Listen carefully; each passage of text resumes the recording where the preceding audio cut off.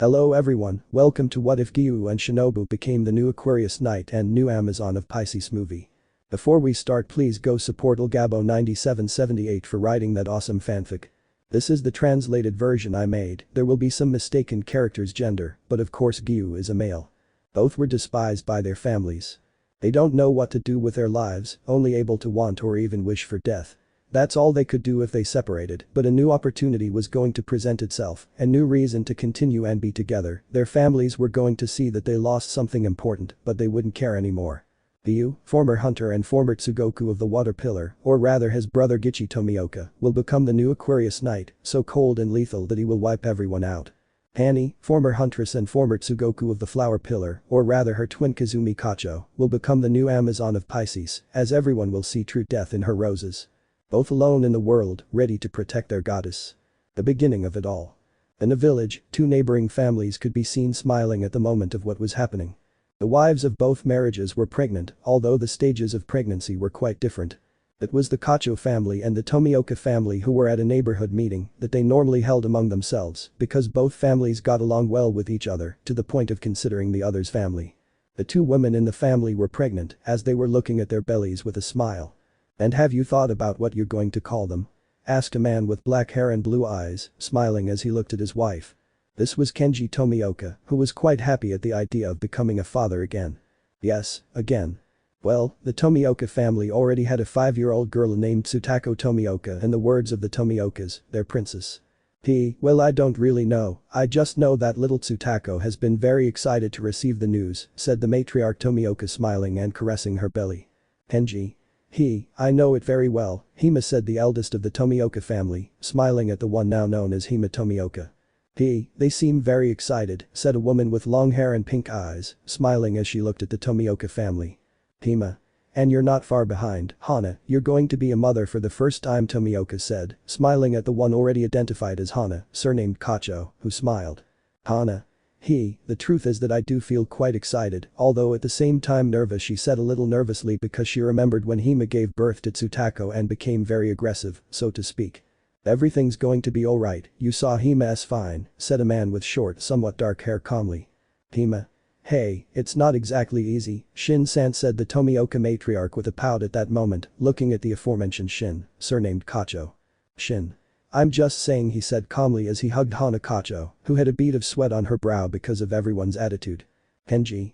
Well, we'll see what to do when they're born. Now you have to take care of yourselves, since it's not good for you to exert yourselves so much, he said while hugging Tomioka, who smiled at that, only to continue smiling while looking at her belly, as did Kacho. Hana. We're going to be great mothers for you, they thought, smiling, unaware that the promise they made to each other was about to be broken. Time had passed. More specifically, the time when the Tomioka family's second child was going to be born. It was February 8, and Tomioka was doing everything she could to give birth to her son. She was in some pain, she was even screaming about what was happening. Hima. Kenji, I swear if you get her pregnant again, I'm going to cut off what makes you a man with a rusty knife. She screamed while Kenji stood beside her, terrified by what was happening, as his wife could be quite aggressive. And he was even squeezing her hand, even though he felt like he was going to break it at any moment. Hana. Will she act like this when she's giving birth? Thought Kacho nervously, watching her friend scream and almost break Kenji's hand. Hana. It's coming out, I can see the head. Said Kacho at that moment, helping as best she could while Hima pushed as best she could, as she felt like she was in hell at that moment. Once, shockingly, two twins were born. They were identical, and the family was surprised, although they saw that one was crying, and the other was only moving his little hands as a sign of being calm. This surprised everyone, but especially Kenji and Hima, who were crying as they looked at their two children. Tsutako. Are they born yet? The Tomioka daughter asked nervously as she entered the room, and everyone nodded in agreement with what she had said. Hima was carrying her two babies, smiling quite happily at what was happening. Hana. And have you thought of names for both of them yet? Kacho asked, smiling at the Tomiokas. Kenji. Well, we thought it was going to be just one, but now we have to think about one more, he said, smiling. Tsutako.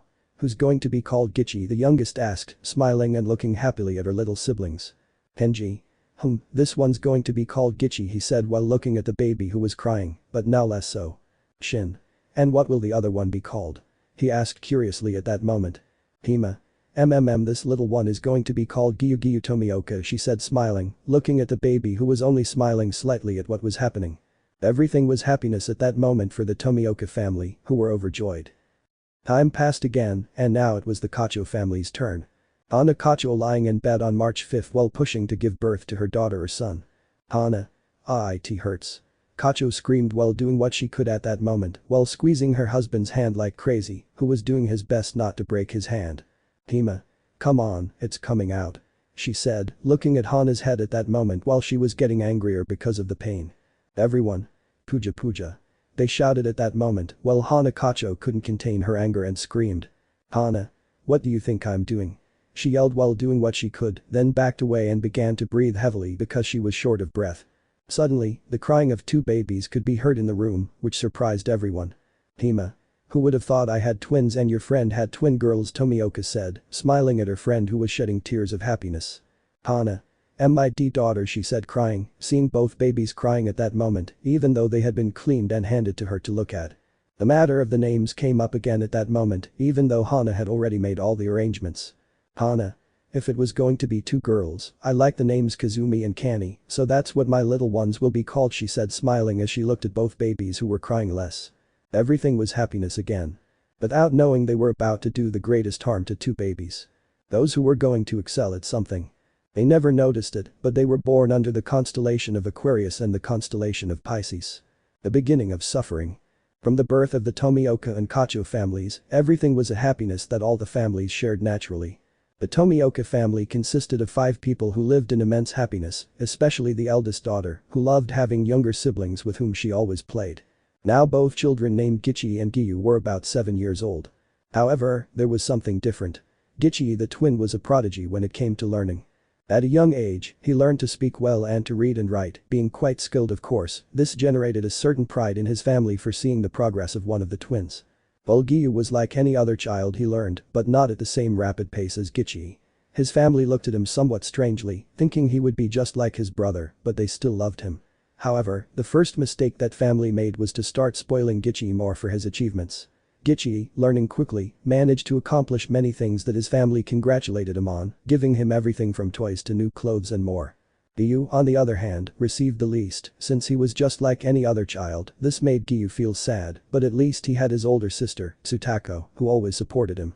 Tsutako didn't have any favorites per se. She loved her 2 little brothers like any sister would love her brothers. Of course, it annoyed her that her parents were making Gichi's ego grow, because they were spoiling him quite a bit. Even she was N''T spoiled like that when she was a little girl. Giyuu, for his part, gradually felt that he wasn't even part of that family. Over time, always without understanding why he was her brother first. Giyuu learned something new or does something for his family. They always told him. Your little brother already did that to us. Ichi did better. And more. This affected Giyuu quite a bit as he didn't want to feel like an outsider. Tsutako always tried to cheer him up, but she knew very well that her little brother was suffering because of his parents. But he wasn't the only one. The Kacho family couldn't have been happier when they had their first 2 daughters, as they always wanted to be with their 2 little girls, who are now 7 years old. Although almost the same thing happened as in the Tomioka family. The Kacho family noticed that Kazumi was learning faster than Kani. They didn't think that was relevant because in their minds they believed their daughter Kani would achieve the same. Hana Kacho was pregnant again at that time. Since the pregnancy brought joy to everyone who celebrated the arrival of a baby on the way. Although Kazumi was always the center of attention. Hana Kacho, to be honest, felt bad seeing that her parents hardly paid any attention to her, since whenever she tried to make an effort, they always looked at her twin. And it was the same as with Gichi.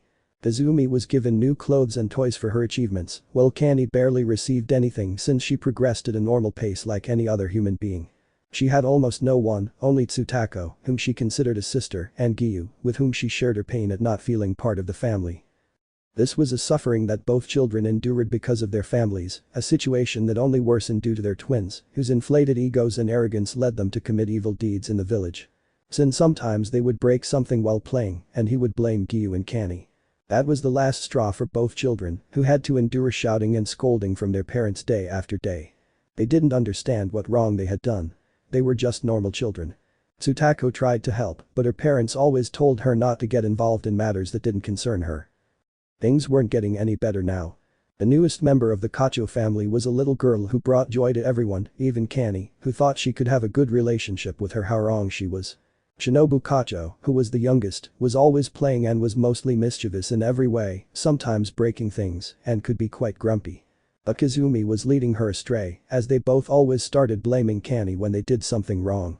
And it was the same with Giyuu, who was feeling worse and worse.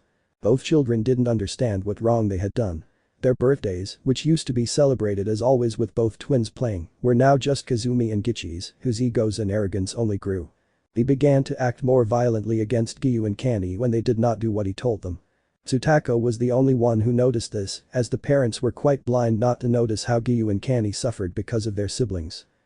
Now, in the present, it was a day like any other. At these points, the family didn't even take into account Kani or Giyuu, who were learning alongside Tsutako to get ahead.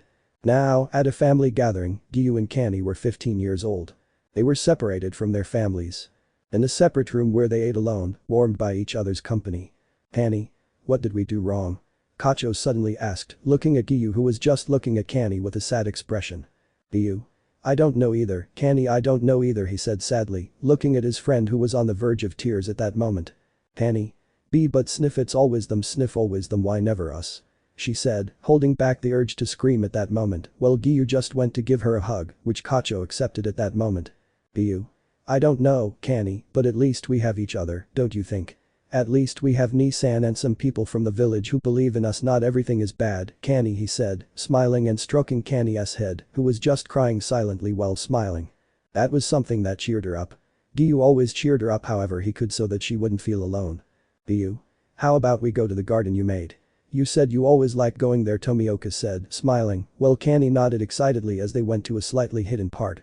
It was a place of wisteria plants that had been growing little by little, they were not yet in their full stage. Giyuu?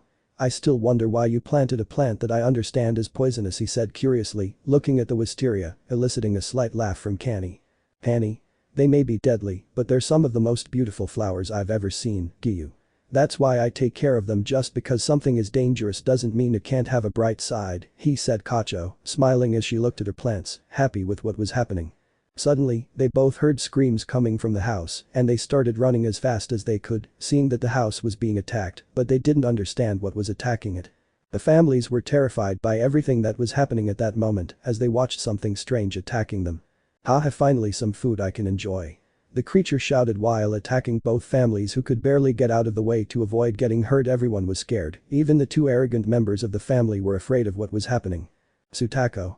What are you? Tomioka screamed in fear, looking at the being who was just smiling. Haha, what am I? Haha, I am death to you. I am a demon who hasn't eaten in a long time and now I long to devour you both and slightly satisfy my appetite, said the being smiling, while both families were terrified by what was happening and Giyuu and Kani didn't know what to do. But without hesitation, they placed themselves between themselves and the being who was happy. More people meant more food for him, so he was impressed by the feast he was about to have by attacking. Although. Demon? Ugh, why do you two give off that damn awful smell? The demon said angrily, looking at the two of them who didn't understand. The only thing they could smell was the wisteria plants that Kani had planted in her garden. Demon? I don't care, you're all going to die and that smell will disappear he yelled as he went to attack, but his body was torn apart, turning him into a bowl of spikes and his head was severed by a blue katana. This surprised everyone present as they hadn't expected it since they didn't know if they would live or not. In truth, they thought there was no salvation. Giyuu and Kani fell to their knees and their brothers stood up at that moment as the smoke cleared, revealing two people. One was an elderly person wearing a light blue hori with sea designs, looking at everything with a mask on his face. The other was a man who was well built, looking like a giant at that moment. Both families watched, still somewhat astonished by what was happening. You two standing there are the ones who faced the demon? Asked the masked man, looking at Gichi and Kazumi, who nodded at his words with some confusion. Kani and Giyuu were thinking that perhaps they wouldn't be taken into account again.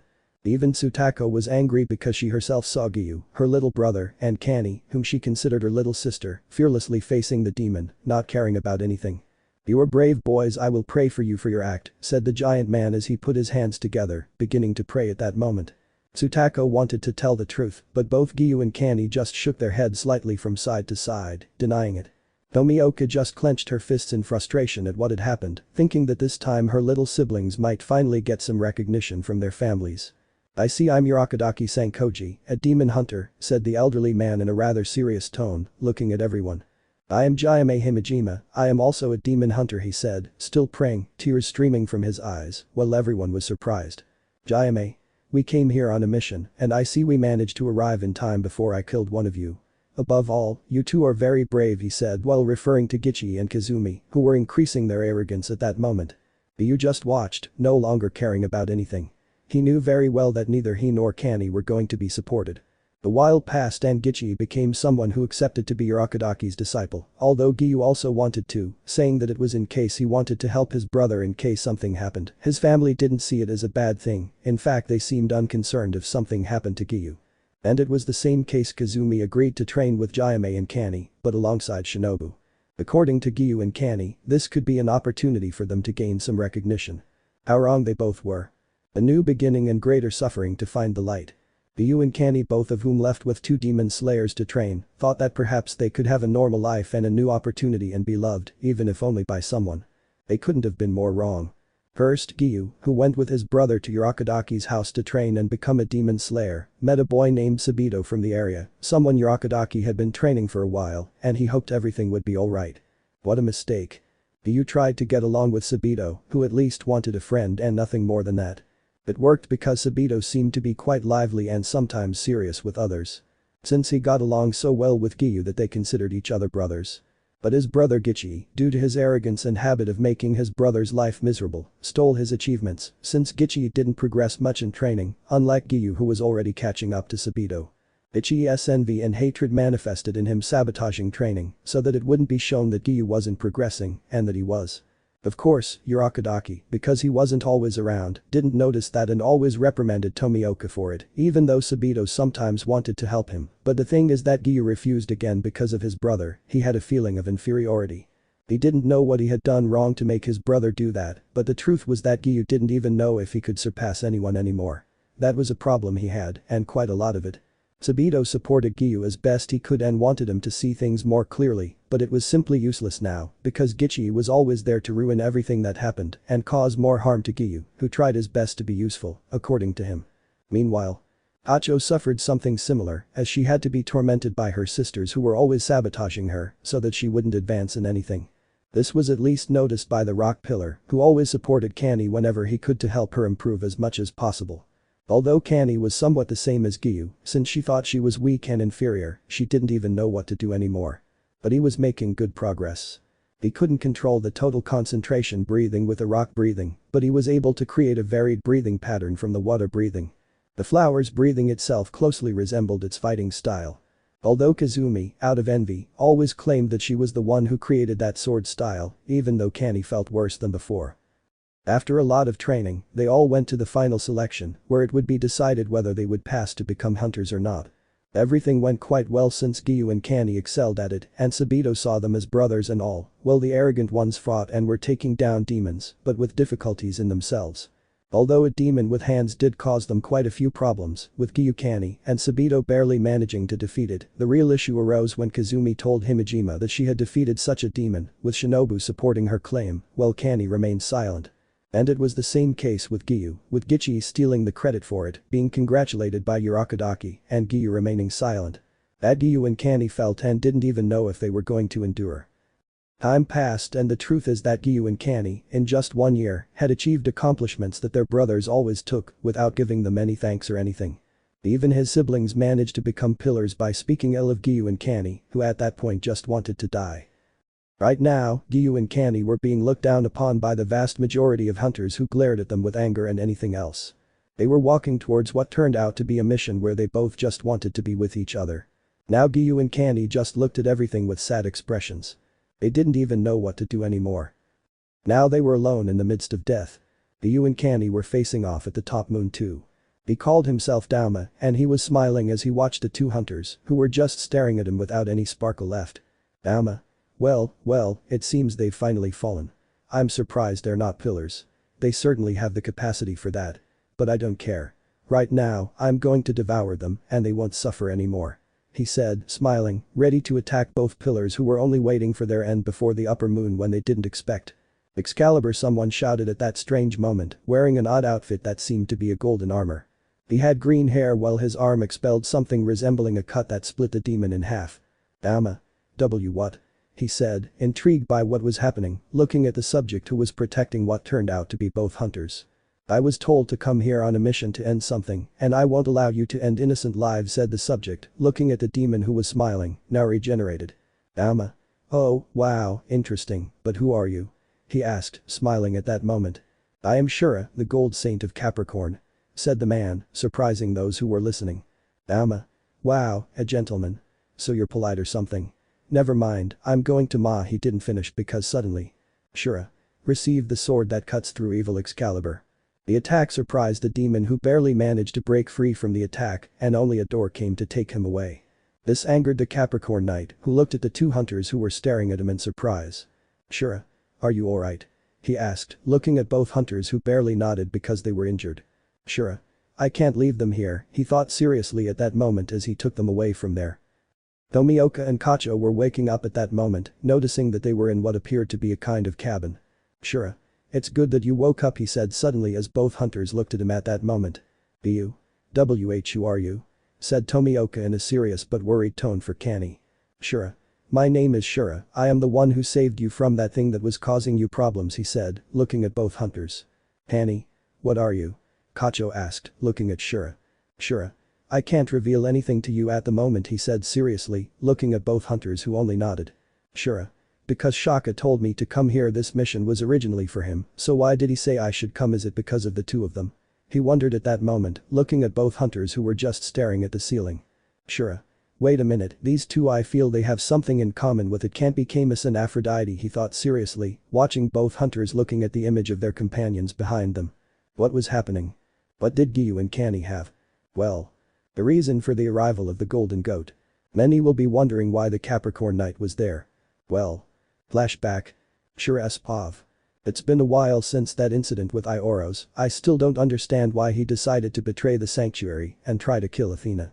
He's scum for what he's done. He doesn't deserve to be a gentleman anymore, he's lost all right to be one. But why did Camus and Aphrodite decide to help him escape? I can't find any logic in that. They were the most loyal of the 12 knights and always agreed with the patriarch. Why on earth did they decide to help that traitor? I really don't know what happened, but I have to go to the patriarch's chamber right now. I have to get on with my work, but it's strange that they're calling me. Once I arrived at the place, I was confused about what was happening because the patriarch was there as always, but also another one of the golden saints. Shura. May I ask, your holiness, why am I here? I asked as I knelt before the patriarch, who was serious at that moment. Patriarch. It's good to have you here, Shura of Capricorn, he said seriously, which seemed quite strange to me at this point because he never sounded so serious. May I ask why I am also here, your holiness? He asked while kneeling, showing respect, just like me. I'm surprised he can walk with his eyes closed. Patriarch. It's good to have you here too, Shaka of Virgo, he said, still serious. We waited a few moments and then he started talking again. Patriarch. As you know, some time has passed since Ioros betrayed this sanctuary, and with him joined two other traitors, Camus, former Aquarius knight, and Aphrodite, former Pisces gold knight, he said seriously, to which I clenched my fist because, as the Capricorn saint, I was the most loyal to Athena, and it angered me greatly that they betrayed our goddess. Shura. Excuse me for interrupting, but what does this have to do with anything? I said seriously, looking at my superior. Patriarch. You see, Shura, with this, the Pisces and Aquarius cloths have been lost along with the Sagittarius cloth. You should know that this is why Athena has asked one of you to go after the Pisces and Aquarius cloths, since the whereabouts of the Sagittarius cloth are currently unknown, he said seriously, which I understood. Strangely, when we finished off those three, the gold cloths didn't return to the sanctuary, but disappeared. I thought we had easily finished them off, but apparently they survived, and I don't know how they did it. Oh well, we just have to see what to do. Shaka. I will not be able to go on that mission, your holiness. I propose that Shura go in search of the armor. After all, he was the one who went after Ioros to finish him off. It would be fair for him to go and find what's left. He said, and he was serious. Shaka wasn't one to reject missions just like that. It was rare for him to even accept someone else going on a mission instead of him, but he wasn't arrogant. Patriarch. Alright Shaka, then you sure go and retrieve both armors, he said, to which I nodded at that moment, leaving the place with Shaka. However, once downstairs in Shaka's house, which he was protecting, I decided to speak. Shura. Tell me something, why did you agree to let me go and get both armors? You know very well that you would finish faster, I said seriously at that moment, looking at him who still had his eyes closed. Shaka. You know I'm the knight closest to God. I spoke with Buddha before I left and he told me to let you see a truth this time, one that I myself don't know, he said at that moment, to which I nodded as I departed on my mission. To be honest, it was going to be a long trip because it was quite far away. End of flashback. Shura's Pav end. Athena's saint was now confused about what was happening. He didn't understand why he saw his two traitorous companions behind those two. They were similar, according to him. Although I didn't understand why. Giyuu. Excuse me for staring at us, said the hunter at that moment while looking at Shura, who was thinking about some things. Shura. No Po, I didn't finish because suddenly the saint's armor was beginning to throb at that moment, shocking everyone present in that cabin.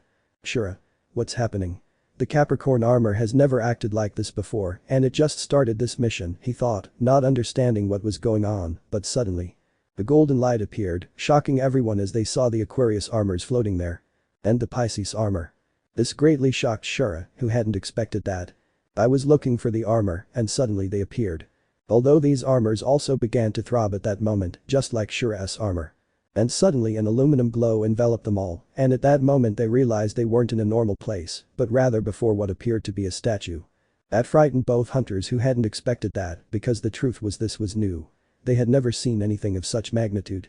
The saint, for his part, simply knelt before the great statue at that moment, showing his respect. Shura of Capricorn, please get up, said a calm voice from the statue at that moment, which made the saint get up at that moment. Shura. What is it that Athena-sama desires? The knight said respectfully as he looked at the great statue. Athena. Shura, you must know that something is wrong. My reincarnation is not in the sanctuary. Who you call patriarch is not who you think it is, said the one already identified as Athena at that moment, while Shura opened his eyes wide because he did not expect that revelation. Shura.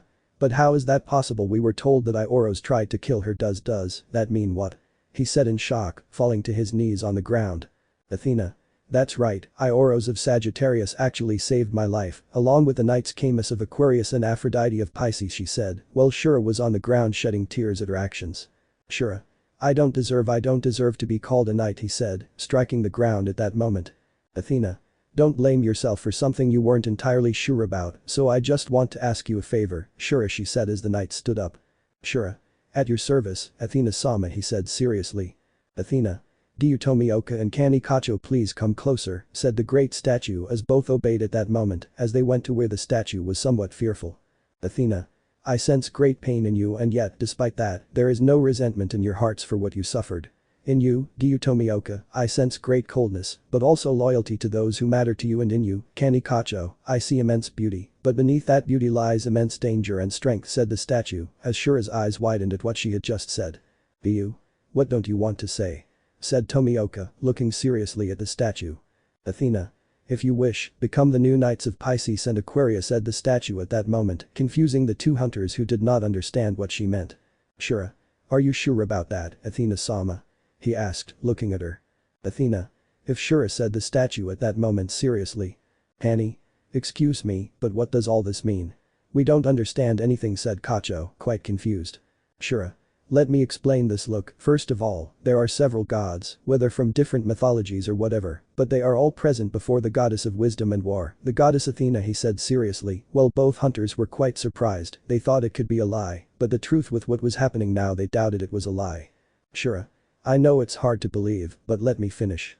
As I mentioned, I'm a knight, but of the highest rank, a gold saint. There are 3 ranks among Athena's knights: bronze, silver, and gold. And don't think there are many gold saints, there are only 12 gold saints.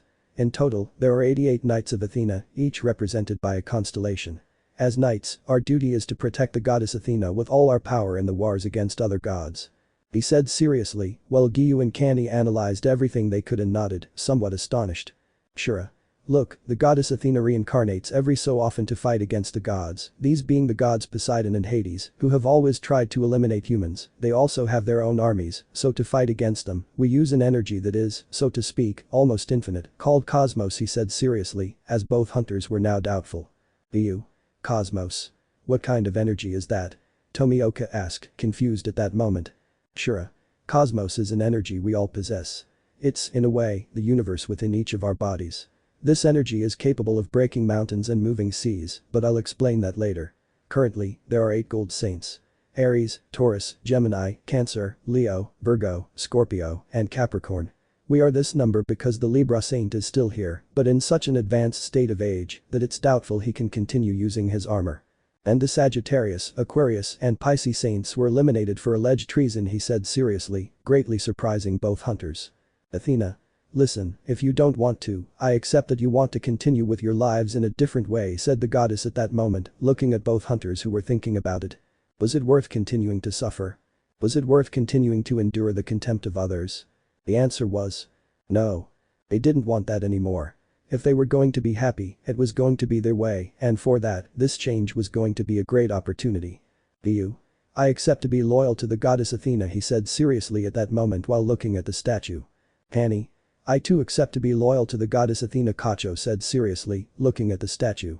It emanated a warm cosmos that made Giyuu and Canny feel safe. Shura. This is your responsibility.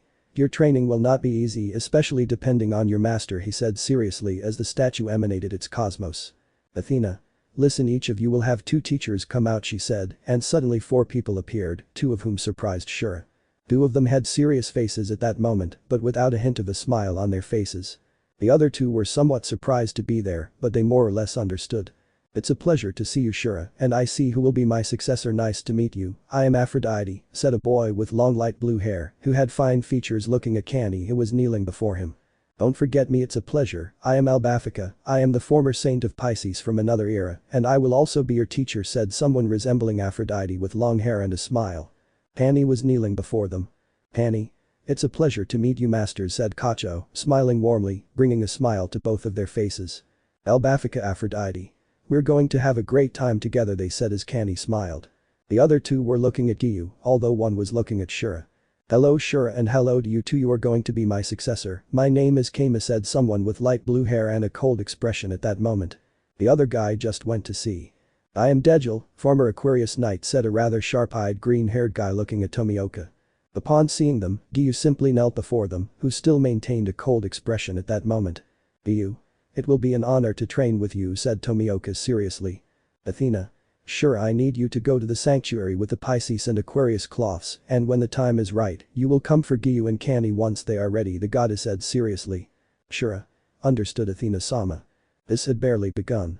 Golden Training and a Regret Part 1. Everything about the Gold Saints was new to Tomioka and Kacho. They didn't know how to feel about it, even though they had to make a decision. Albafica. Well, first of all, you 2 are going to train separately, since our training grounds are quite different, he said, shocking them both. Hanny. But why? She asked at that moment, looking at what happened to be her teacher, or rather one of her teachers. Aphrodite. Albafica is right, while he and I will train you in a different field. The Aquarius Knights train in absolute cold, that is, places where a normal person could not stay warm but would have to endure the cold, said the former Pisces Knight at that moment, looking at Canny. Giyuu. And where would that be? Tomioka asked, looking at his teachers. Hamus. We will guide you to the place where you will train, as my spirit and Dejilas will accompany you until your training is over, he said seriously at that moment, looking at Giyuu, who nodded. Athena. Well, now you can leave, said the statue at that moment, expelling everyone from that place. Shura. Well, I'll take my leave now. You all listen to your masters, and I hope that when you're ready you'll come to the sanctuary to demonstrate your strength and see if you're truly worthy of being called Knights of Athena, he said as he grabbed what turned out to be the boxes of Pisces and Aquarius to take the armors. You Canny. We will not let you or Athena down, they said with determination in their eyes, while Shura simply withdrew at that moment. Once they reached a point where they were both about to leave, they simply said goodbye with a hug. Hanny. We'll meet again, Giyuu said, Kacho smiling as she said goodbye to Giyuu. Giyuu. Yes, see you, he said, smiling as they each went their separate ways at that moment. Giyuu, using all his speed, went to a place where he was going to ask for a ship to sail to his master's place. Hamus. First of all, let me tell you that I hope you don't complain about the rather cold weather, he said seriously inside Tomioka's head, who shook his head. This only arrived after a long journey to what is essentially a place where ships docked. Giyuu, using his money at that moment, only paid to start his journey, even though they asked him the destination. Sir. Excuse me, but where do you want to go? He asked, looking at Tomioka at that moment while he was just calm. Giyuu. I'm going to Siberia, he said, shocking the man. Sir. Are you crazy? That place is one of the coldest places in existence, no one can live there without almost dying, he said, shocked, looking at Giyuu, who just shook his head. Giyuu. I'll go too, he said seriously while the man just nodded, looking somewhat worried about Tomioka. Tomioka now understood the man's concern, for after a long journey he had arrived at what amounted to a field completely made of ice, and as he approached it, he could no longer feel his hands because of the cold. Once on one shore, he got off the boat to walk to a remote area where there was absolutely no one at that time. And suddenly the souls of Dejul and Camus appeared before Giyuu. Dejul, Camus. Welcome to Siberia, they both said in a cold tone while looking at the completely frozen surroundings. Giyuu. What should I do now? He said, trembling a little at that moment while both of them just looked at Giyuu. Camus.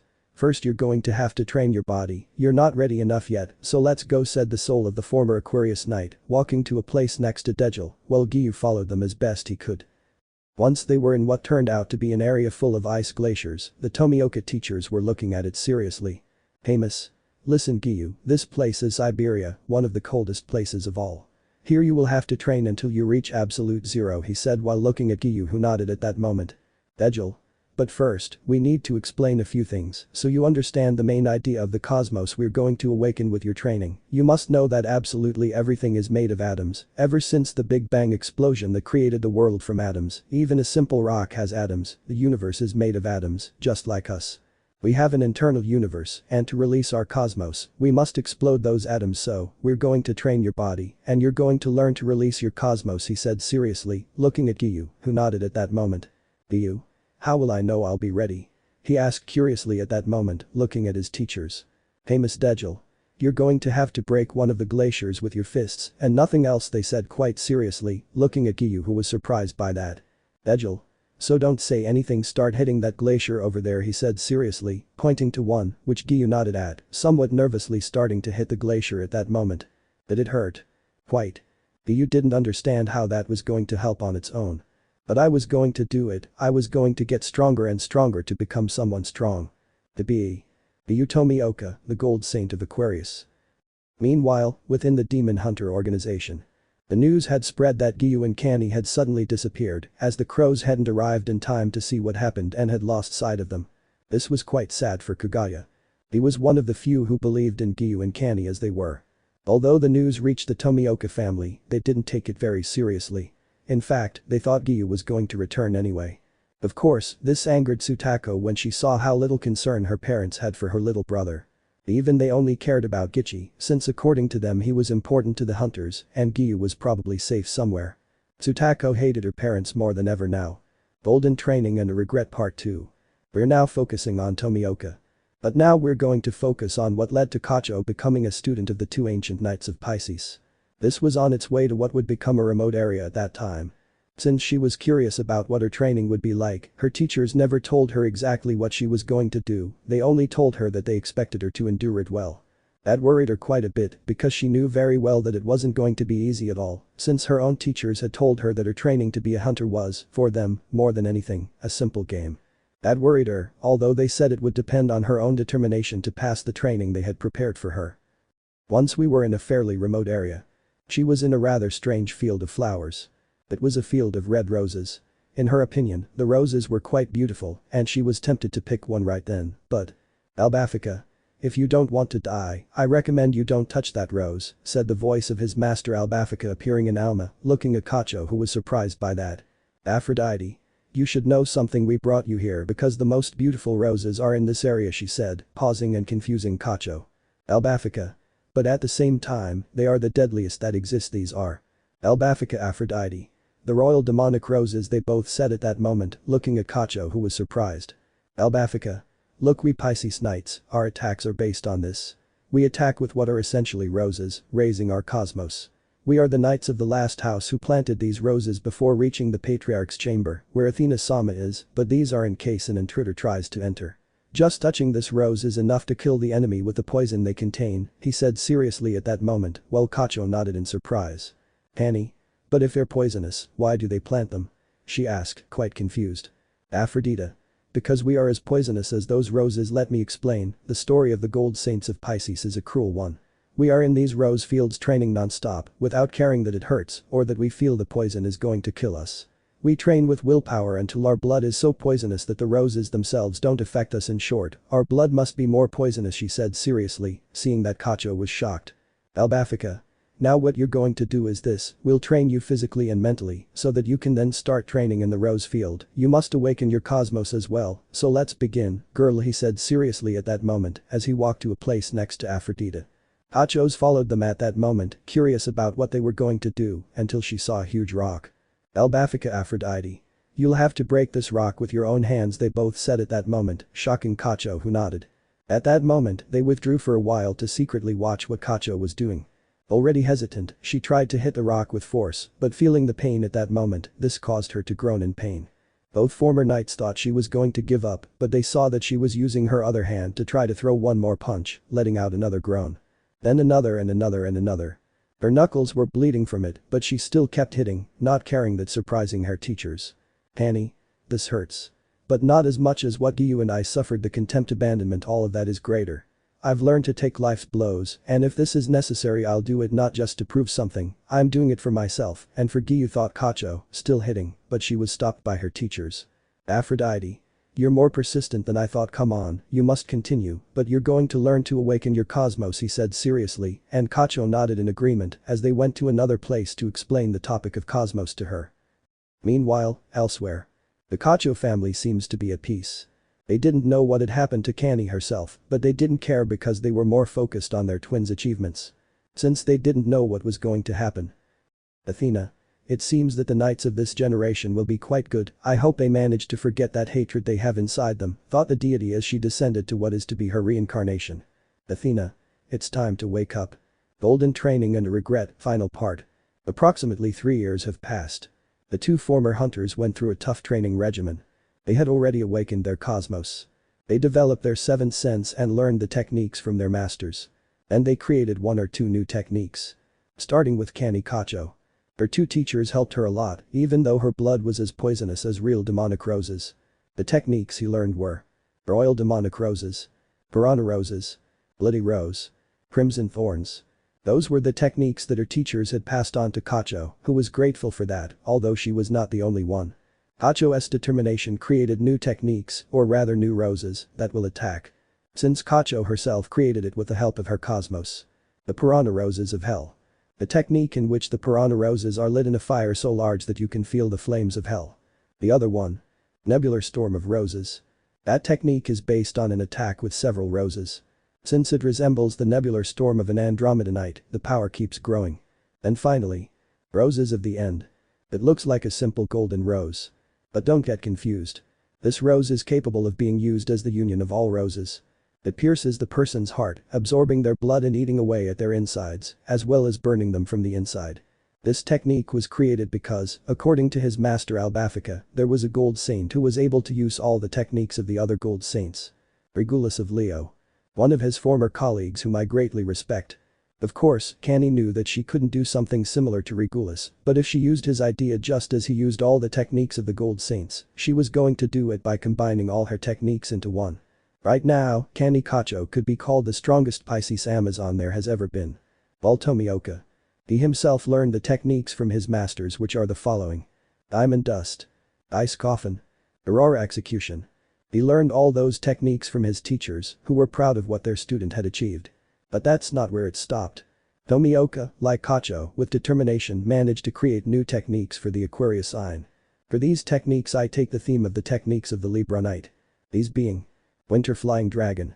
She had to be at absolute zero and create a dragon with her cosmos. But he should go straight on the attack. And the other one. The 10 dragons of winter. This technique was supposed to involve 100 dragons, but Tomioka only managed 10, but that was fine, since each one was more dangerous than the last. The consecutive attack that increased in power. And his latest technique. Execution of the dragon. This technique consisted of doing the same pose as the Aurora execution, only this time with her hands joined simulating a mouth, and when she lowers it releases a dragon of maximum power that seems to devour you. In essence. Now the masters of Tomioka considered him the strongest Aquarius saint there had ever been. Right now, Tomioka was looking at his teachers who still had their cold expressions. Hamus. You've done well, Giyuu, you've achieved things that other Aquarius horses haven't, I congratulate you, he said seriously. Egil. As your teachers, we tell you that we are proud of your progress, now raise your cosmos and let the armor recognize you as its bearer. Elsewhere. Where was Kacho? Aphrodite.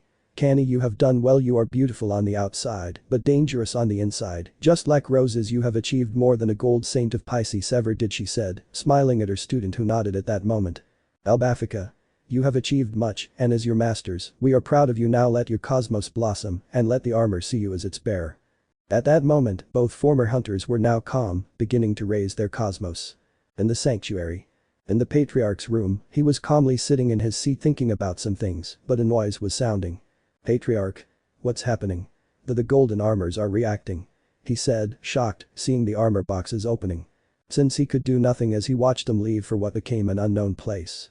Patriarch. They found new knights. I hope this isn't a problem. Meanwhile. The Aquarius gold cloth had arrived in the area where Tomioka was. Since the cosmos was uniting even though their masters entered the armor. Famous Degel, you are worthy to wear the Aquarius gold cloth, Giyuu Tomioka, they shouted, then disappeared. Tomioka shed a tear, which he wiped away at that moment. To separate the armor and place its parts in the Tomioka. Note. Giyuu will have a similar appearance to Camus, but with black hair. Giyuu was a little surprised but just smiled as he started walking. He had to go to a place that had been agreed upon once his training stopped. While Kacho now had the Pisces armor in front of her. This armor was merging with her cosmos as a sign that she accepted it. But the souls of their masters merged with the armor. Albafika Aphrodite. You are worthy, Kanny Kacho, you are the new Amazon of Pisces. They said, smiling, before disappearing. Kacho shed a tear because of that. But the armor separated and was placed on her. Note. Imagine he has black hair. Since she noticed that he was wearing a mask at that moment. She smiled because she knew what it meant. Kanny. I see. I hope Athena-sama will allow me to be without my mask to be with Giyuu, she said, smiling as she walked to the place she had remembered. Meanwhile, at the hunters' headquarters. Things weren't going very well, to say the least, for the families. The Tomioka and Kacho families noticed the disappearance of their children. This greatly angered Tsutako, who couldn't believe that her parents hadn't noticed her little brother disappearing for so long. The Tomioka family was in a depression, except for Gichi, who, due to his arrogance, paid little attention to the disappearance of his twin brother. And it was the same case for the Kacho. Those who were now in his room in an awkward silence. The families were feeling quite bad. Although they were going to see their children again, although not as they expected. Arrival at the sanctuary.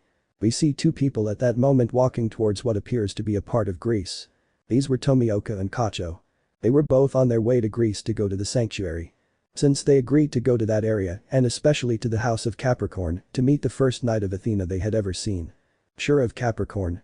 The one who saved them from the attack of the upper moon too, and the one who explained the cosmos and more to them. They were calmly walking along, admiring a huge staircase leading to the zodiac houses, the 12 houses of the sanctuary. Kanny. Ara.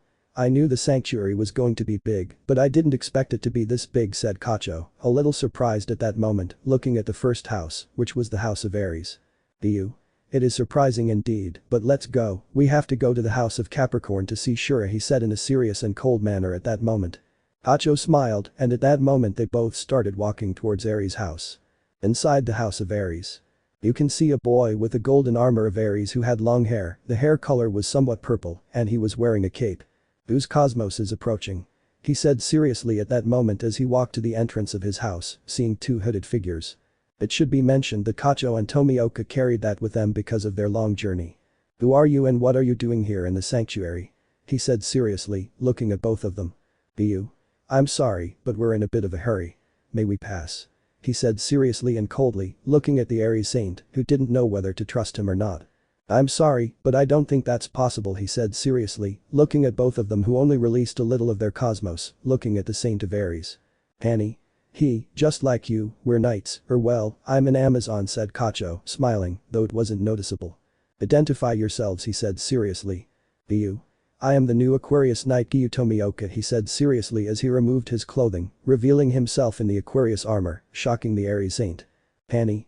And I am the new Amazon of Pisces, Kanny Kacho, she said, smiling at that moment as she removed her hood, also showing what she looked like along with the Pisces armor, although of course she had a mask because of the orders that had to be followed. Impossible, no one has trained anyone to be a knight of Aquarius and Pisces, he said, shocked. Giyuu. That's what we want to talk to the patriarch about. Will you let us in now? Tomioka asked seriously. Okay, but let me introduce myself, I am Giyuu, the gold saint of Aries, he said more calmly as he introduced himself. The knight and the Amazon simply nodded at his words, then proceeded to pass through the house of Aries and begin to visit the other houses with relative calm. As they crossed, they encountered the current gold saints.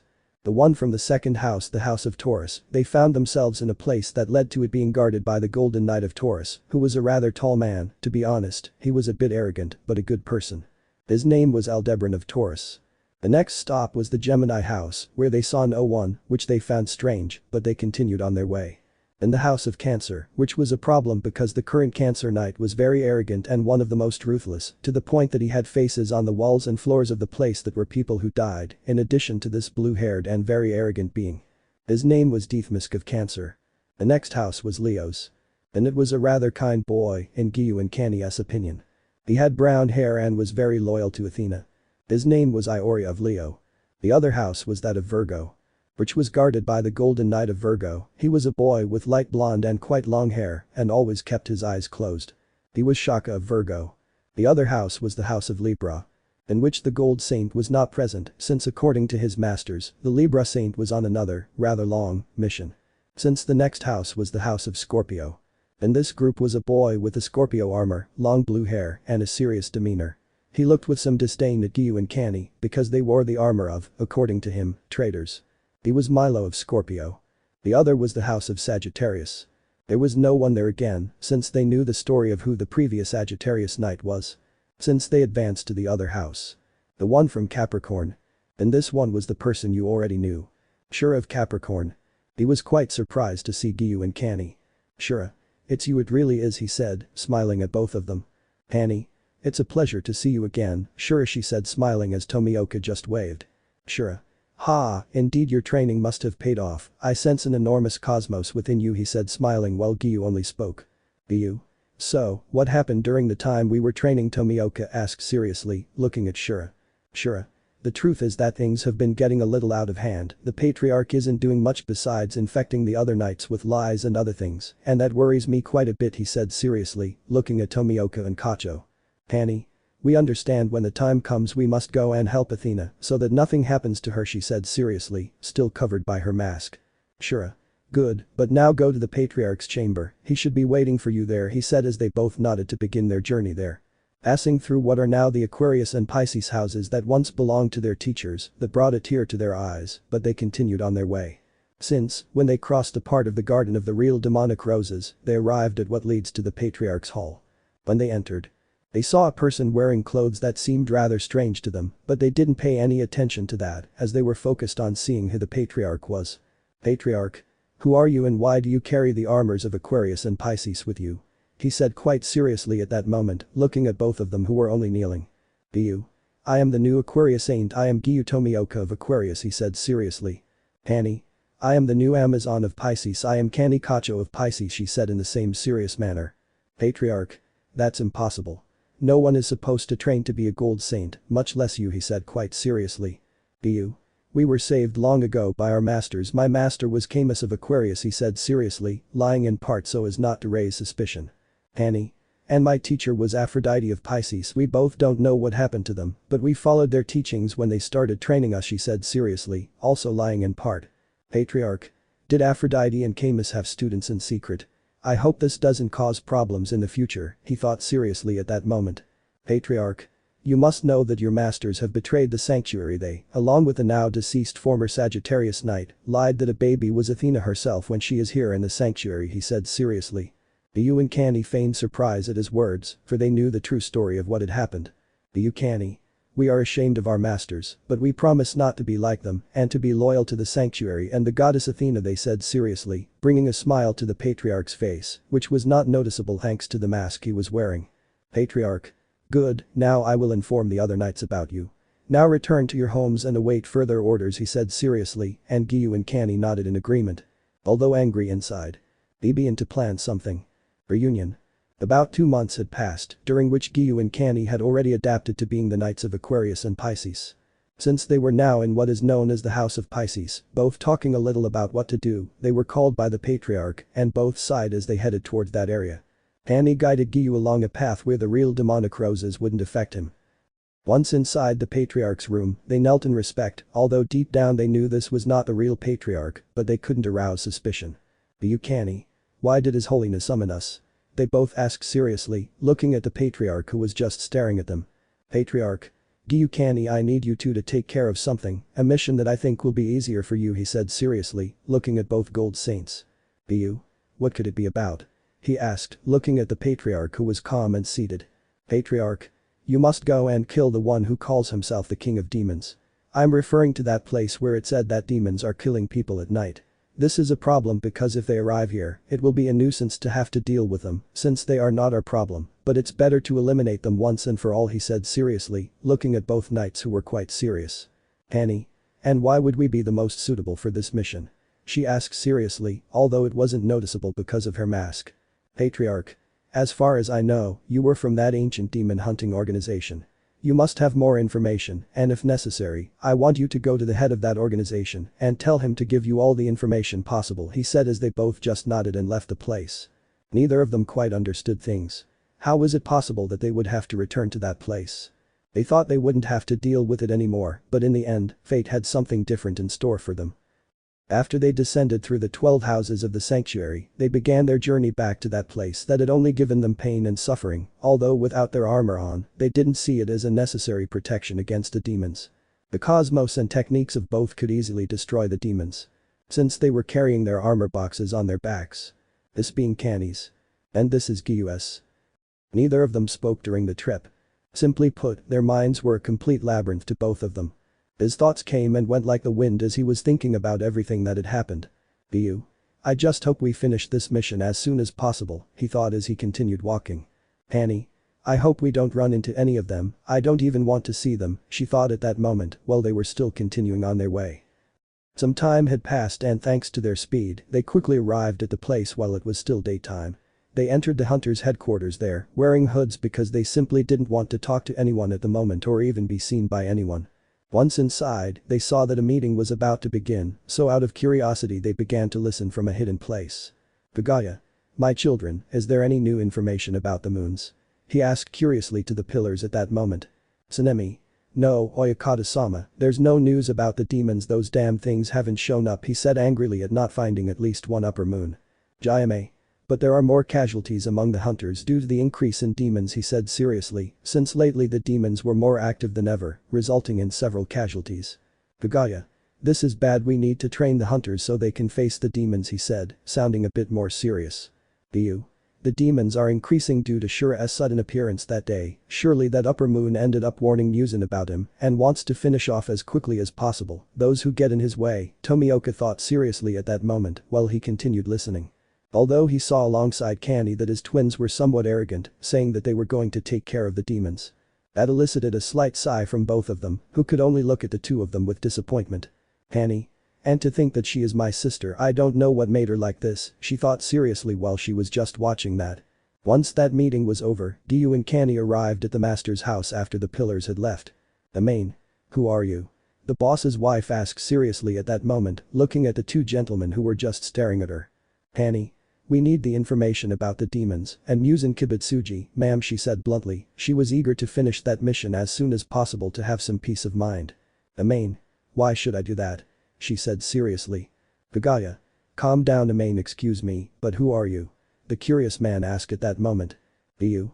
We can't say who we are, I'll just tell you that we were sent to kill the Demon King, he said calmly, looking at them both. Kaguya. But it's not even possible to do that, Muzan is quite powerful, he said somewhat seriously. Kani. We didn't come here to discuss whether that's possible or not, we only came for information, please cooperate, she said seriously, looking at Kaguya. Since he didn't know what to say. Giyuu. We'll come back tonight for your answer, he said seriously as they left. They were walking with relative calm. Once night had fallen. Giyuu and Kani were walking through a village at that moment, wanting to take their minds off things a little, although they heard noises coming from the distant woods of the village. Without hesitation, they ran to that place. And once there they saw several wounded hunters and a higher moon. Oh wow, more food, said Upper Moon 5, smiling.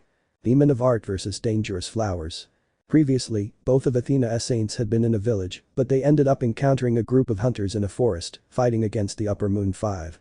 Its name was Gyako, a kind of white thing that came out of a vase with rather small hands and a strange face. Gyako.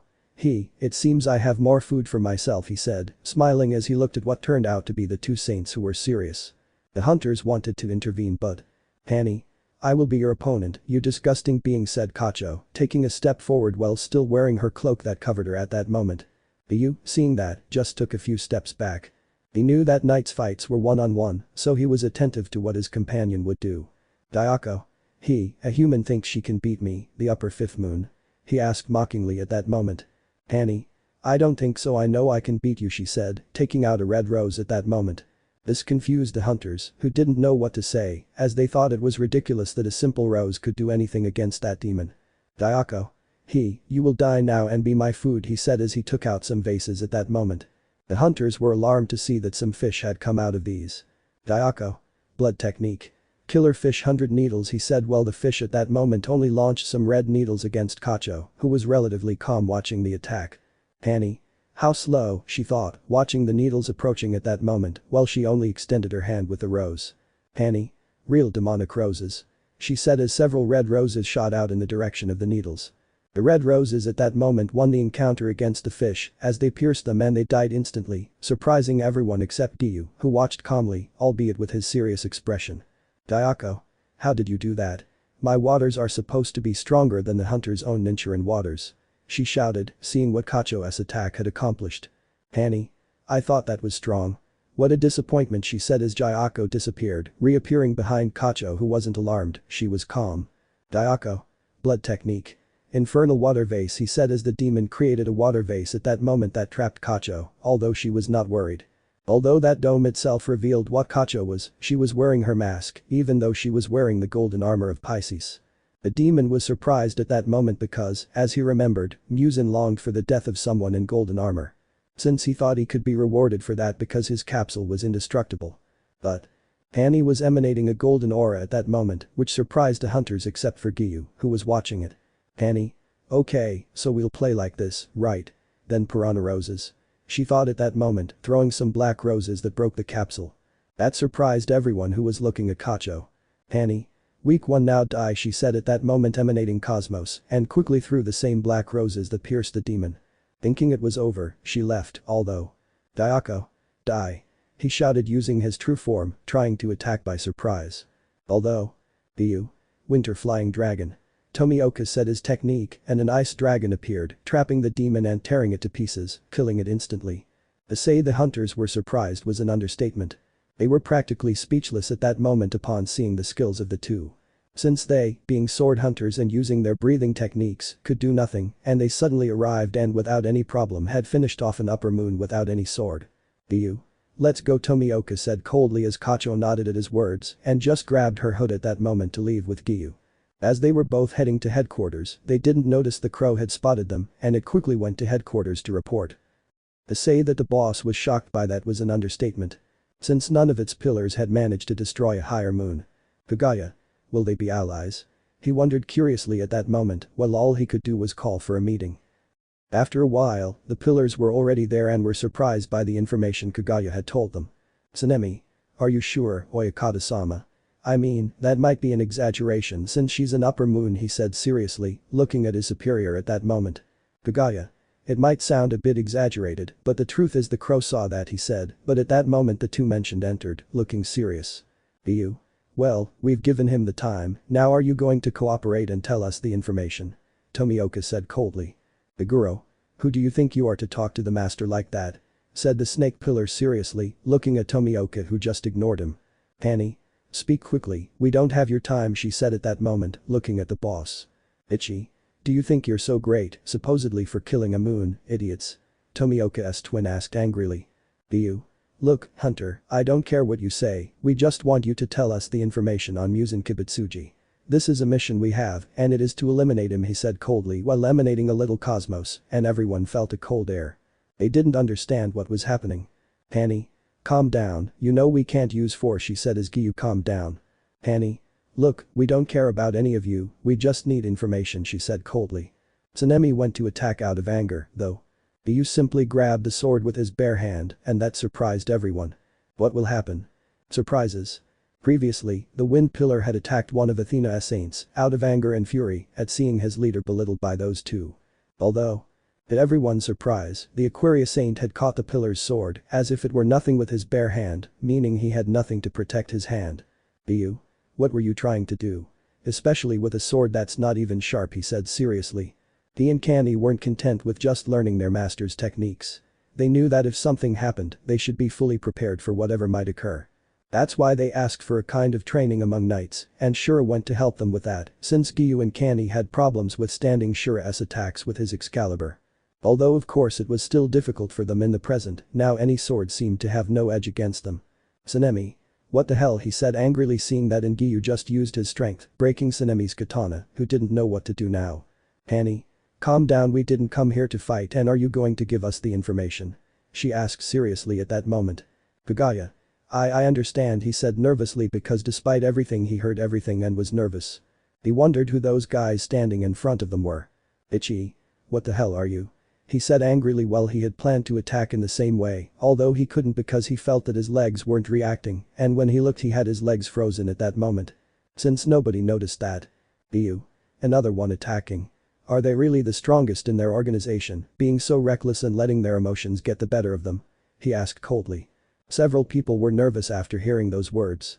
Sanemi and Gichi were already among the strongest, and being stopped so easily by just one person was practically something that frightened them. They didn't understand why.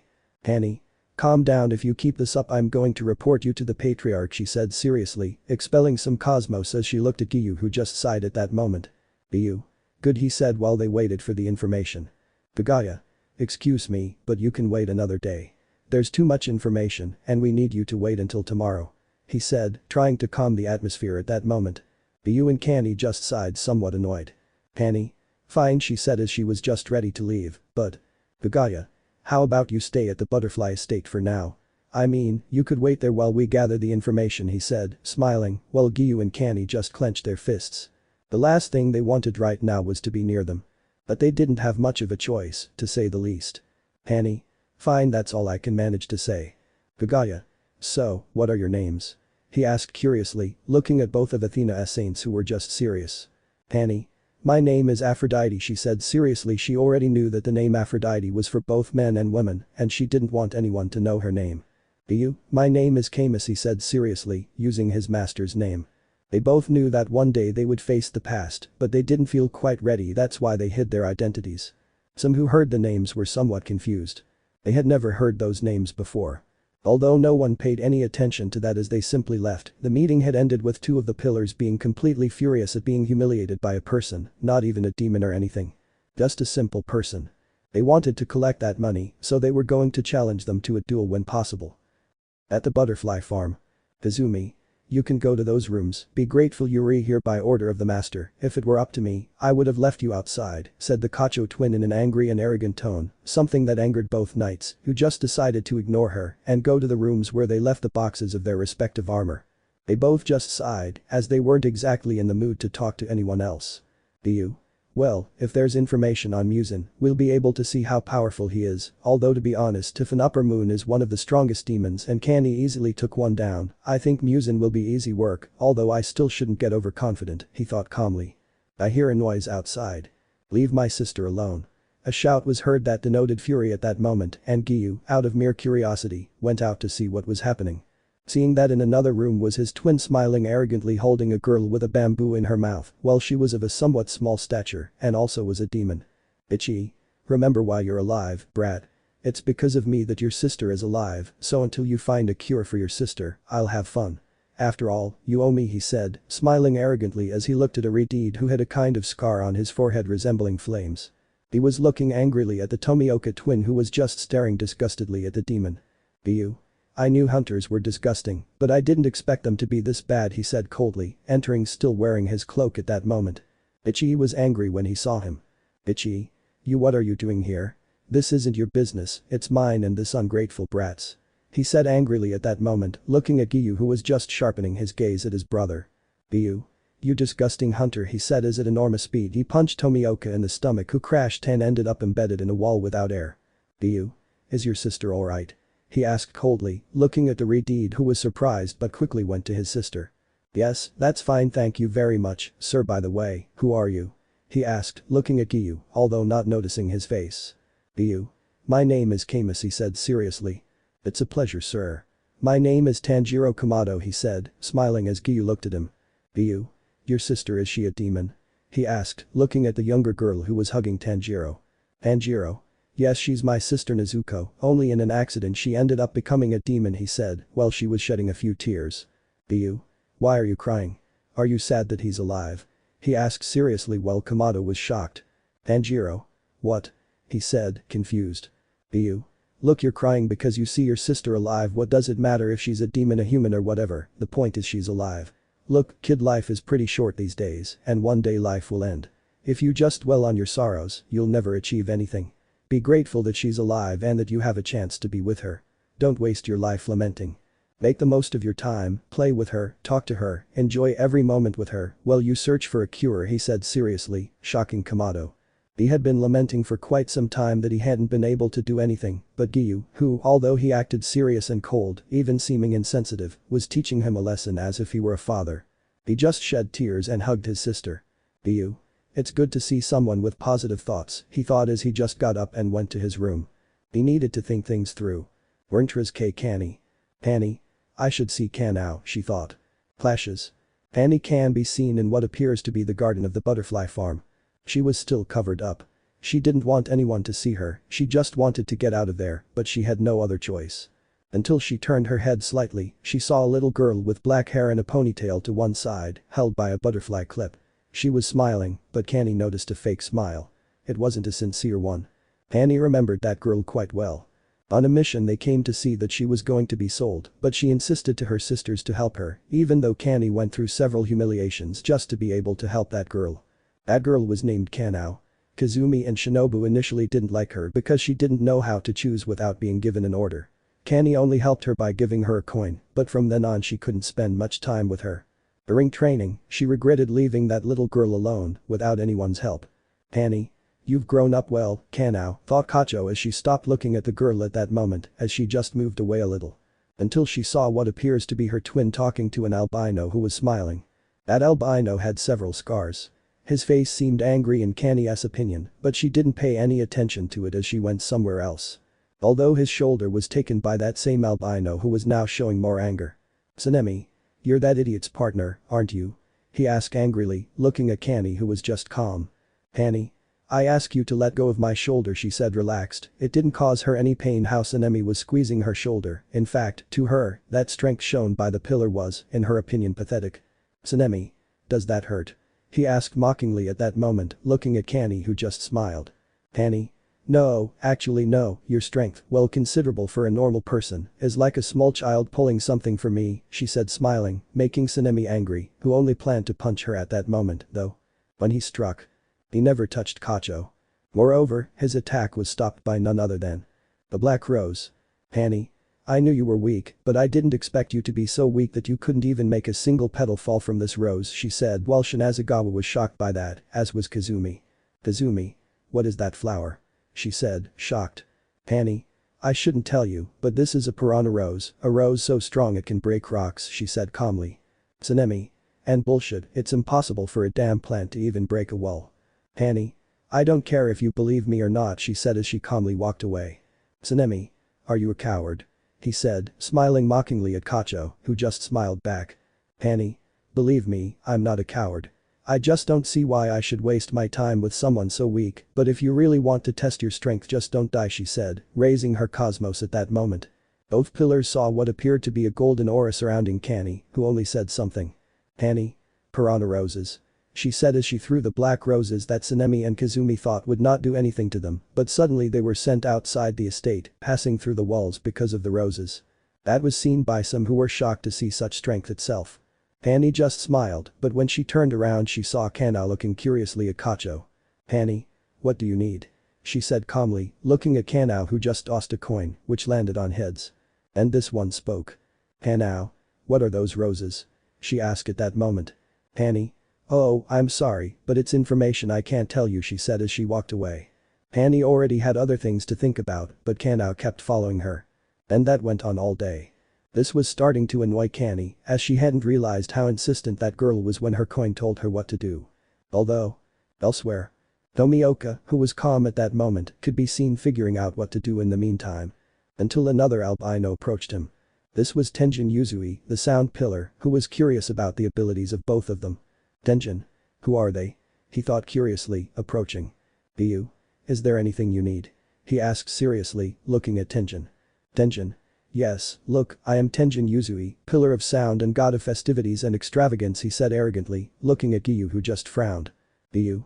Get to your point, I'm not in the mood for nonsense like that, he said coldly, looking at the pillar, who got a little angry. Tenjin. Fight me, he said confidently, looking at Giyuu. Giyuu. That's all, he said, looking at the pillar with a puzzled expression. Tenjin. If you fight me, I don't think you can keep up with me at my speed anyway, he said somewhat arrogantly, looking at Giyuu, who sighed and stood up. Giyuu. Let's go somewhere where we won't cause any damage. My partner already broke part of this place, I think, he said calmly as they went to another area. Although they didn't realize they were being followed by 3 boys. One was a blonde boy with slight orange tips who was scared, wearing the typical hunter's outfit along with a yellow haori with white triangles. The other was a boy who was only wearing the bottom part, his chest uncovered next to a boar's head. And finally, Tanjiro. These 3 were curious about what those 2 could do. Once in a forest, Giyuu looked seriously at Uzui, who was drawing his swords. Giyuu just looked at him with relative calm. He could end the confrontation quickly, but he wanted to see what that pillar was boasting about. Tenjin. Let's see how powerful you are, he said smiling as he went to attack at that moment at great speed. Giyuu. Seriously? This is his speed. He could barely put up a fight against a bronze saint, he thought as he dodged a cut from both swords that were heading towards him. Giyuu was just analyzing what he was doing. Tenjin. Come on, it's not fun if only I attack. Breath of sound first form. Roar, said the pillar as he just made an X-shaped cut with both swords, generating an explosion at that moment, while Giyuu only moved away a little. Giyuu. Curious ability if I'm honest, but in my opinion you're very slow, he said calmly, while Uzui just got angry and launched another attack. Since he was trying to cut Tomioka at a speed that he said was inhuman. Giyuu. What a disappointment, he said calmly as his hand took one of the sword blades at that moment and the Uzui was shocked by it. All under the watchful eye of Kamado and his friends. Those who were impressed by that. Seeing that Giyuu easily grabbed both swords. Giyuu. I must say that your fighting style is good for your style, but you let pride get the better of you. You already showed me one of your techniques, it's my turn to return the favor, he said as he threw both swords away. Tenjin was serious about that. He didn't have a means of defense now, he noticed it. Giyuu. Let's see what you do against the cold, he said as a golden aura was covering him at that moment. Shocking the viewers who saw it. Giyuu. Let's see if you survive, he said as he pulled back his fist, concentrating his cosmos. And being in front of the Uzui at the speed of light, he launched his attack. Giyuu. Diamond dust. He declared his attack at that moment as what appeared to be snowflake-like ice erupted from his fist and struck the Uzui.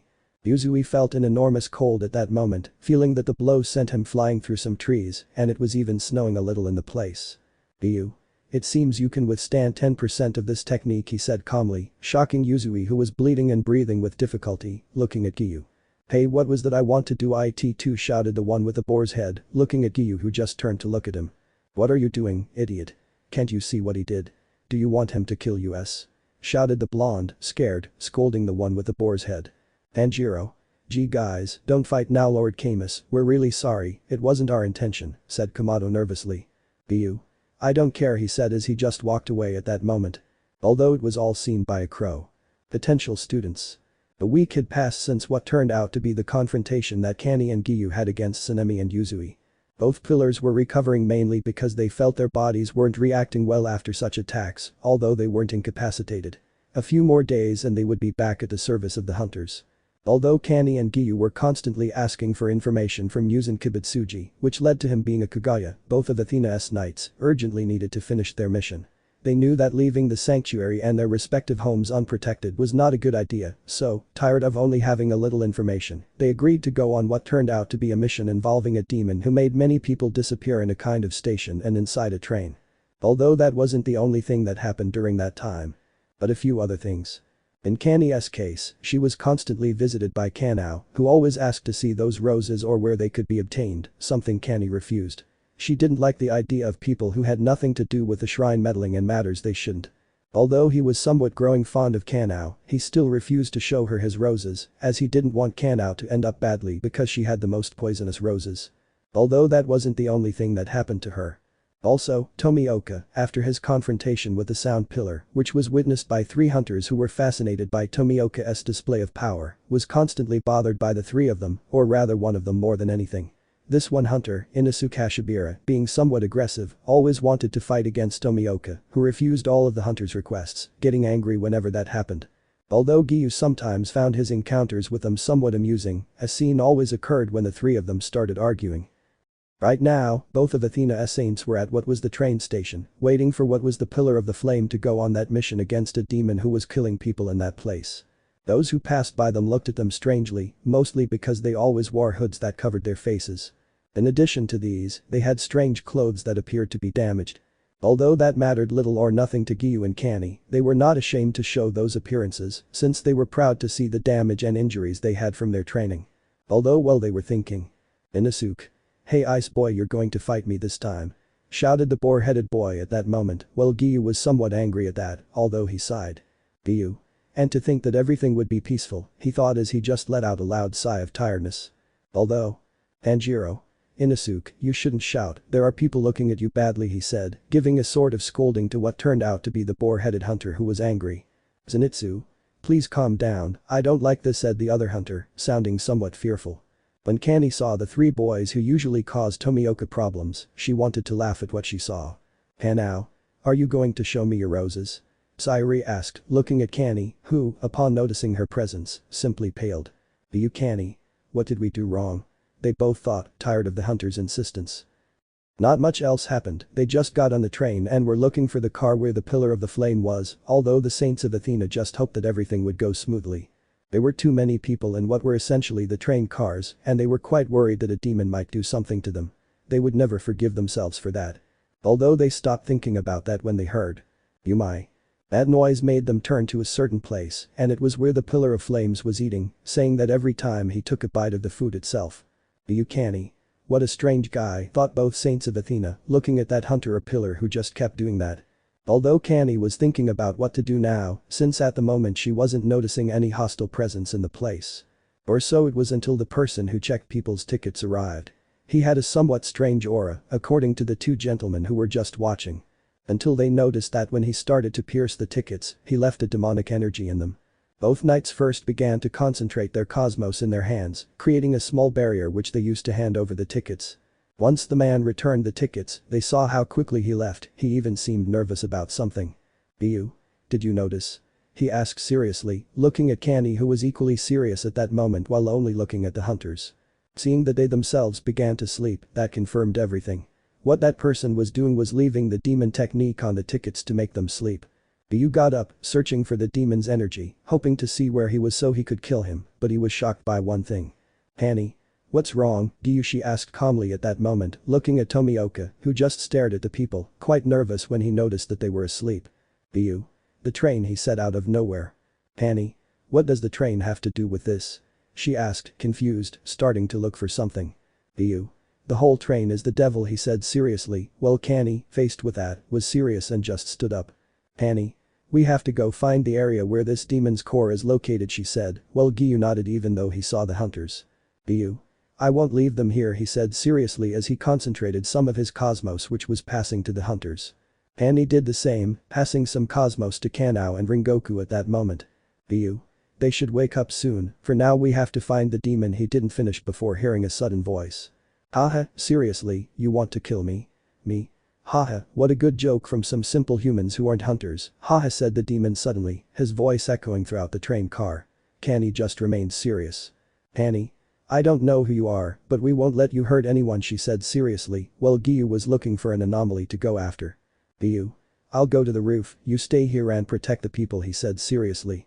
Kanny nodded in response, raising her cosmos to attack if necessary. Meanwhile, Tomioka climbed out of one of the windows while on the roof, managing to see a demon who had his back to him. "Haha, isn't it wonderful?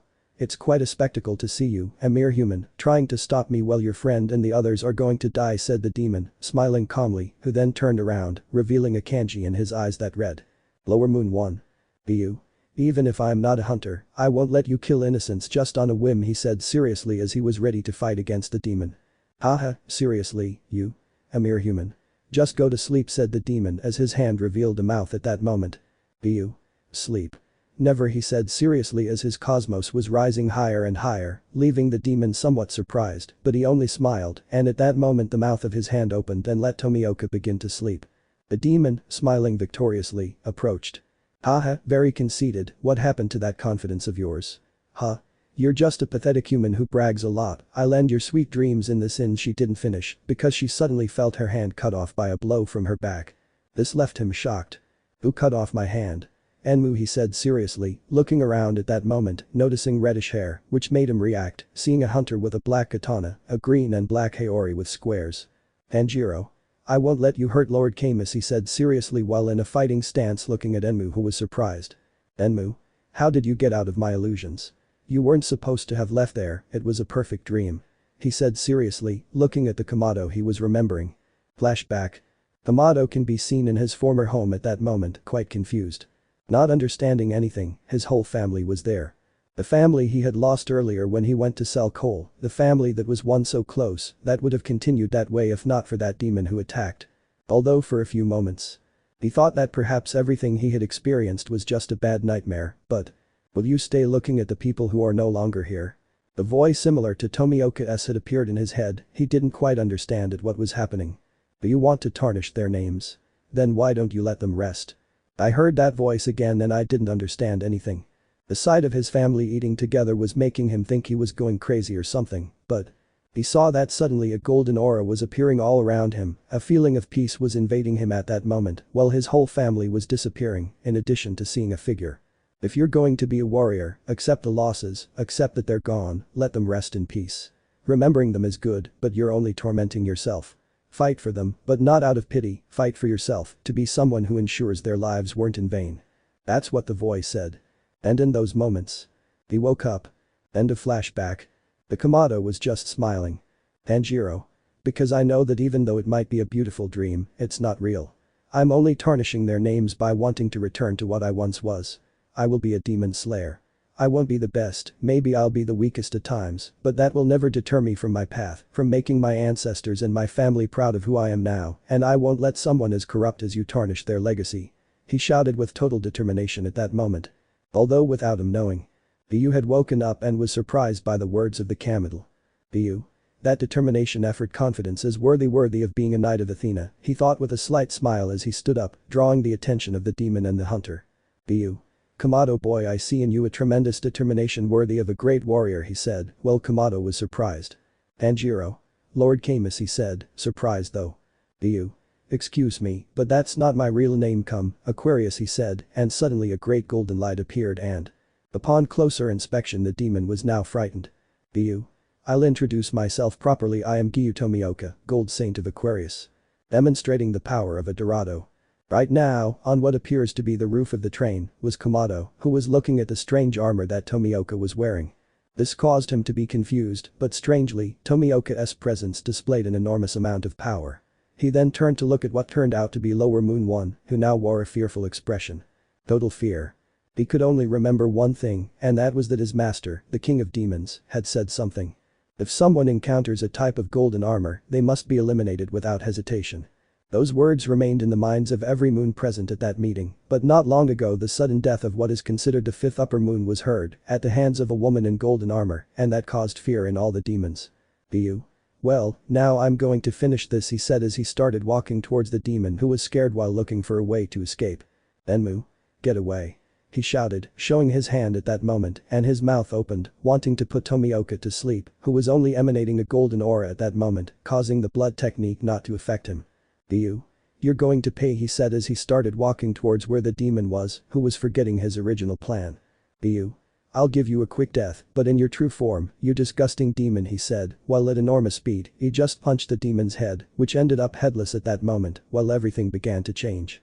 The train car and everything else began to change at that moment because of some pieces of meat that started moving all over the inside of the car. This alarmed Kamado, who thought there was no one defending below, but suddenly.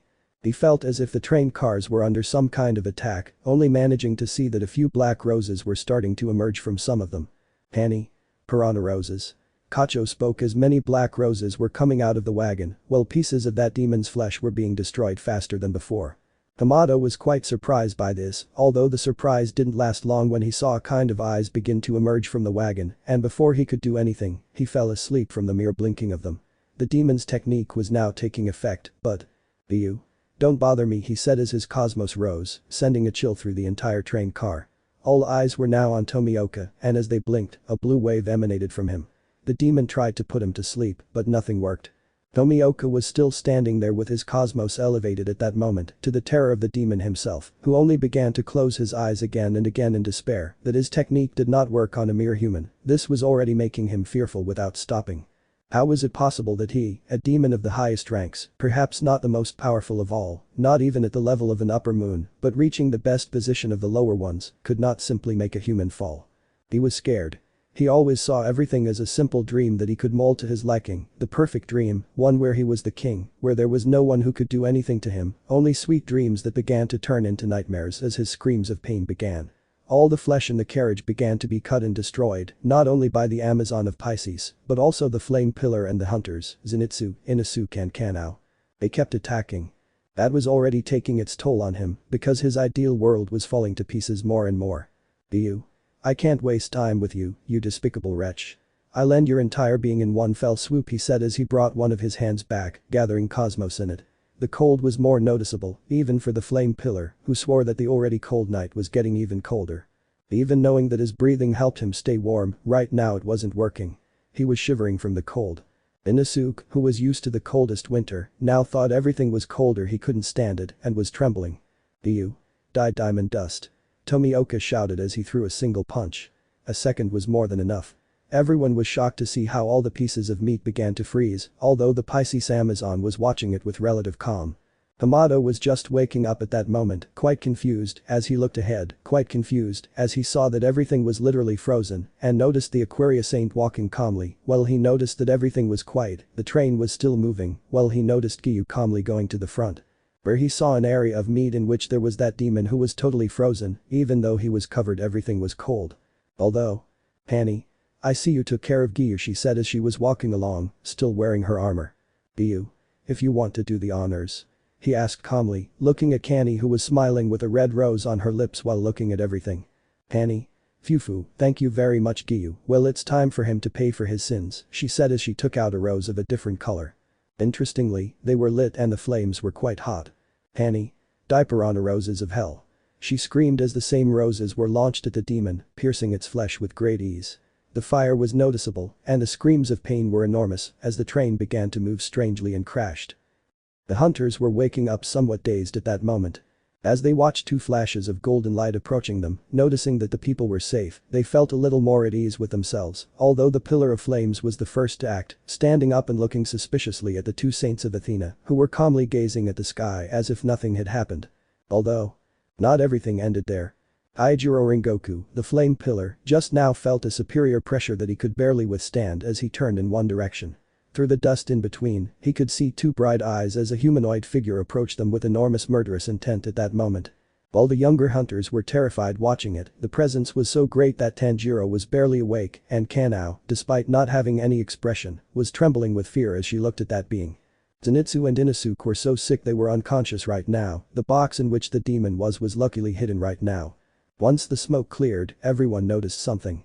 There was a being with pink hair, literally white skin, and blue lion-shaped tattoos all over his body. He looked pretty good considering he wasn't wearing much clothing, just a pair of tight white pants and a top that barely covered him. Before them stood the Upper Moon 3. Everyone was paralyzed, except for Athena's saints who were calmly watching that demon who was smiling with enormous tranquility while he was in a small pose to start running. And out of nowhere, a burst of speed was seen as the pillar of flames went to defend Kamato, who was stunned and didn't know what to do, and before the fist arrived or Rengoku used his sword. Everyone was surprised to see Kanny, the Pisces Amazon, suddenly appear in front of the demon with a black rose in her hands, blocking the demon's attack. The demon stood with his eyes open, staring at the woman, who was surrounded by a golden aura, looking at the demon, who was still in shock. Suddenly, his eyes widened as he felt a strong blow to his stomach. He lowered his gaze with difficulty, noticing the fist that belonged to the Saint of Aquarius, who remained serious. The demon was sent flying by that fist and was already crashed to the ground, although struggling to stand, looking at both of Athena's knights. Well, this is something new, hunters in armor and gold on top. "This is interesting," said the demon as he stood up and began to strike a battle pose, looking at both knights. "Giyuu. An upper moon," he said while looking at that demon who was smiling a little anxiously about the situation since Kani was calm. "Kani. I already faced the fifth moon, you take care of it," she said calmly, and Tomioka nodded at her words, although in reaction, he had to stop the demon's fist with the palm of his hand, exerting force to make it stay still. "Giyuu. Interrupting a conversation is impolite, don't you think?" he asked coldly as he kicked the demon, who only retreated. The battle was about to begin. Gold versus demon. The hunters were looking at what appeared to be Tomioka, who was wearing his armor right now, as he was slowly walking towards where that demon was, who was smiling with great excitement. "Who are you? A mere human couldn't possibly possess the strength to restrain my fist," he said as he walked towards Tomioka, who simply stared coldly at him as he walked towards the demon. "Giyuu. Keep your words to yourself, you filthy demon," he said while only looking at Upper Moon 3, who was smiling with a bit of arrogance while only looking at Giyuu, who got into a battle stance. "Haha, if that's the case I, Akaza, the Upper Moon 3, will defeat you, simple human," shouted the demon who was just beginning to unleash his murderous instinct, although before he could deploy his technique, he only saw a blur, and out of nowhere a little blood came out of his mouth, because out of nowhere a fist was in his stomach. As I looked up, I noticed Tomioka, who had a completely cold expression as he stared at Akaza. "Giyuu.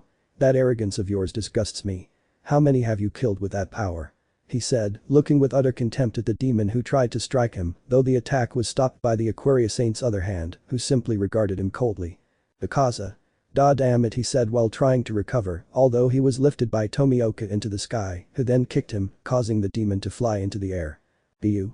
Die," he said, leaping high above the demon. Clasping his hands together, he struck the demon with a hammer, sending it crashing to the ground and creating a crater filled with smoke. "Akaza. What the hell?"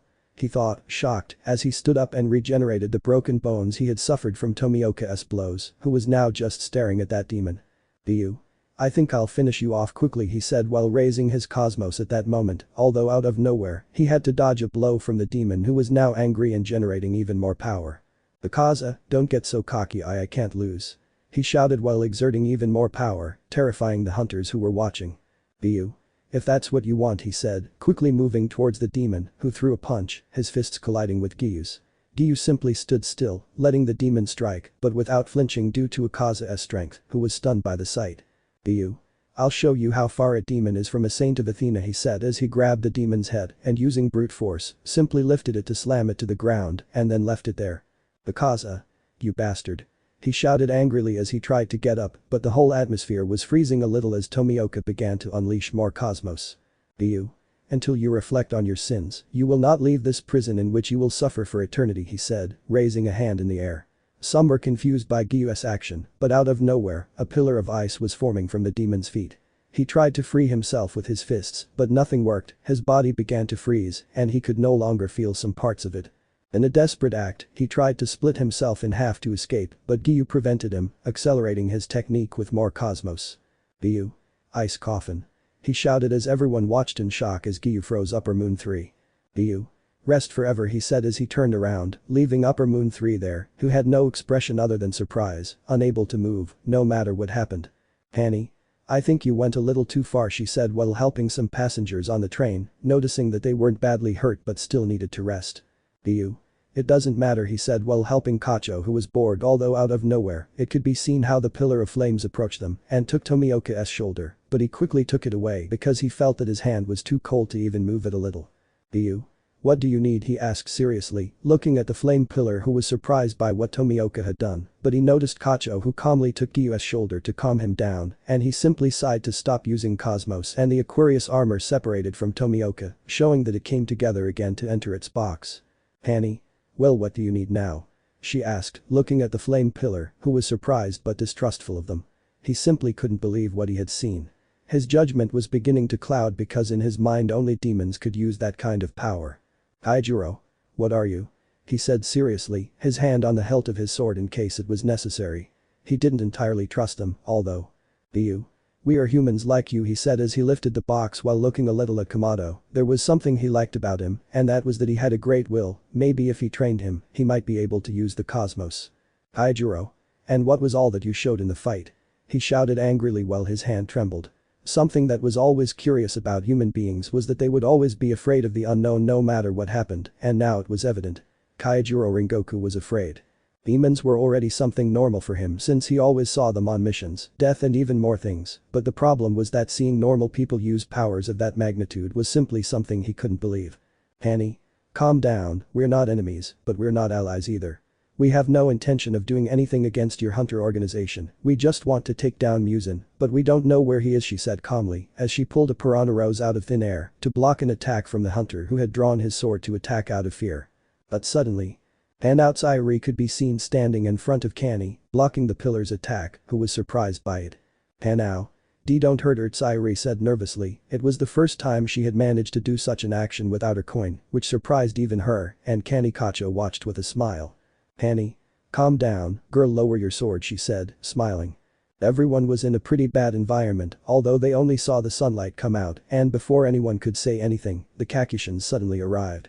Let me know in the comments below if you guys want the next part. Also check out my other video that has been shown and left. Thank you for watching, if you enjoyed this video please like and share this video. And have a fantastic day, bye.